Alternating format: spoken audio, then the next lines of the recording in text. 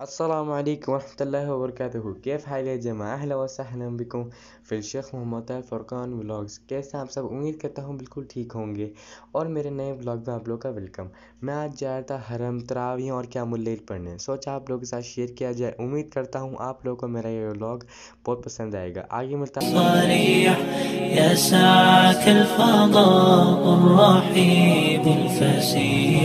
فبالله كم تستطب القروح ويبرأ جروح الكسير الجريح وينشط ذاك السقيم العليل وقد كان بالسقم دهرا طريق تقال العثار العظام به ويغدو الهوى ككبش ذبيح بذكر الإله تطيب الحياة تسر أسارير وجه صبيح تسر أسارير وجه صبيح سبيل الدموع سبيل مريح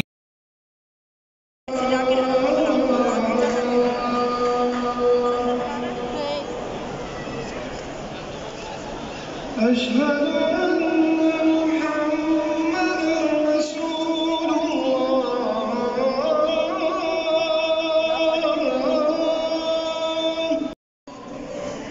الحمد لله رب العالمين الرحمن الرحيم مالك يوم الدين إياك نعبد وإياك نستعين اهدنا الصراط المستقيم صراط الذين أنعمت عليهم غير المغضوب عليهم ولا الضالين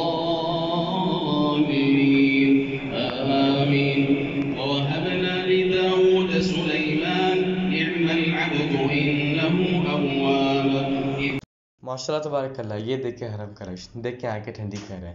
मैं अल्लाह से दुआ करता हूँ कि आज की रात लैलतुल क़द्र की रात हो, क्योंकि आज 25वीं ताक रात है। और मैंने जितनी भी दुआएं अपने लिए, अपने प्यारे व्यूअर्स के लिए और आप सबके लिए की हैं, वो सारी की सारी कबूल व मंजूर फरमाएं। आमीन सुम्मा आमीन। और आप भी मेरे लिए ढेर ढेर दुआएं कीजिएगा।